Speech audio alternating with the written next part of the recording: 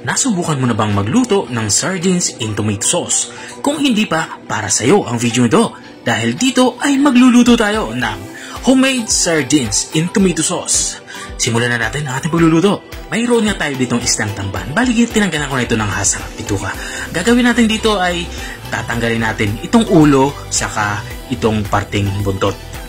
Kumuha nga ako dito ng kutsilyo at puputulin na natin itong ulo at dito naman sa buntot. At kapag naputol na natin ito, magiging ganito na itsura niya. Itatabi na natin ito. At gagawin natin yung ganitong proseso sa lahat ng isdang tamban na ating lulutuin. Katulad ng ginagawa ko. Importante din na matalas yung gagamitin yung kutsilyo para hindi madurog yung isdang tamban na inyong lulutuin. At matapos kung matanggalan ng ulo at saka buntot ay tatabi muna natin to. Kumuha nga ako dito ng malinis na lagayan at maglalagay ako dito ng tubig. Bali, 2 baso nga ng tubig ang aking inilalagay dito.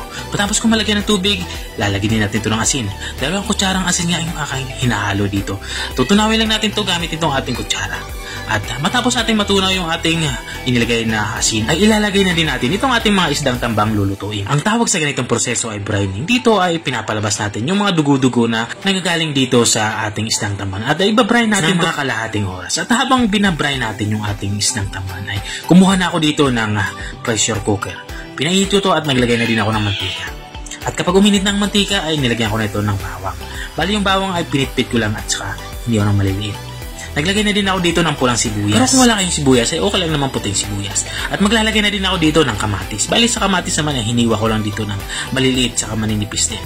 At iginisa ko nga ito at kapag ganito na itsura niya, lumambot na itong ating mga panggisang sangkap ay maglalagay na din tayo dito ng tomato paste. Bali, ang gagawin natin sa tomato paste ay gigisa din natin ito para mabawasan yung asim nito. Medyo maasim nga ito dahil concentrated. At kapag nagisa na natin itong ating lagay na tomato paste ay maglalagay na din tayo dito ng tomato sauce. Sa tomato sauce naman, yung pangalawa sa pinakamalit na pakete ang aking inilalagay. Inubos ko na ito. At katulad din sa ating tomato paste, ay gigisa din natin ito. At kapag nagisa na natin ito, ay lagyan na natin ito ng tubig. Ito na yung magiging sabaw niya. At kung nanonood ka pa rin hanggang dito sa kalagitnaan ng aking video, ibig sabihin ay nag-enjoy ka. Baka pwede mo na may comment kung saan ka para alam ko kung hanggang saan umabot ang aking video. At balik tayo dito sa ating nilulutong ulam. Naglagay na ako dito ng mga pampalasa. Nilagyan ko na ito ng black pepper or paminang durog. Naglagay na din ako dito ng patis. At naglagay na din ako dito ng ajinomoto or bitchin.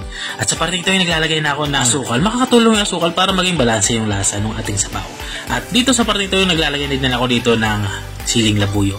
Pero ito naman ay optional. Kung ayaw nyo ng manghang ay okay lang naman na hindi ilagyan. At isisimmer natin to ng mga 1 minuto or hanggang sa kumulo lang yung ating ginagawang sauce o sabaw.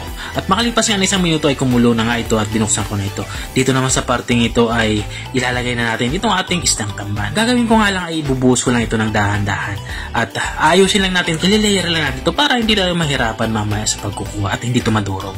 At kapag naayos na natin ito ay tatakpan natin ito. Bali, ang gagawin natin dito ay pressure cooker natin to ng mga 1.5 oras para siguradong lumambot pati tinik nito. At habang nga tayo ay nagpapatuloy sa ating pagluluto, gusto ko lang shoutout ang mga masusugid natin mga taga-subaybay. Shoutout nga kay Ma'am May Eva Cayetano ng Saudi Arabia. Shoutout din kay Ma'am Casalin ng Lemery, Batangas. At shoutout din kay Sir AJ Ramos. At maraming salamat din sa mga walang sawang nanonood at nakasubaybay dito sa aking channel. Balik nga tayo dito sa ating nilulutong ulam. Dito nga sa parte nito ay natapos na yung 1.5 oras na pagpipressure cook dito sa ating nilulutong ulam. At ito na nga yung ating homemade sardines in tomato sauce. Kung nakarating ka hanggang dito sa dulo ng aking video, maraming salamat sa panunood. At kung nagustuhan mo naman yung bago nating recipe binahagi, baka pwede mo naman itong i-share.